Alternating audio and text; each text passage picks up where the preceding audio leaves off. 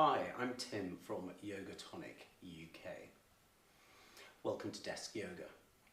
We've put together a few stretches that will help you maximise the benefits of using your stand-up desk from sitstand.com. It may be that spending time at your desk, you may start to get a stiff neck. So what you can do is a few gentle neck stretches. So first of all, you may want to start from one side and gently roll chin to chest from one side to the next. Repeat several times. A second option is with your right hand. Hold the left hand side of your head and gently draw right ear to right shoulder. Again, hold for a few breaths.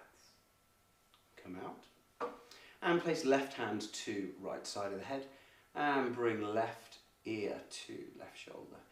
Gently stretching right side. Again, holding for a few breaths. The third option is standing straight, looking over towards your right shoulder and keeping your head in that one stationary position. Releasing and opposite side.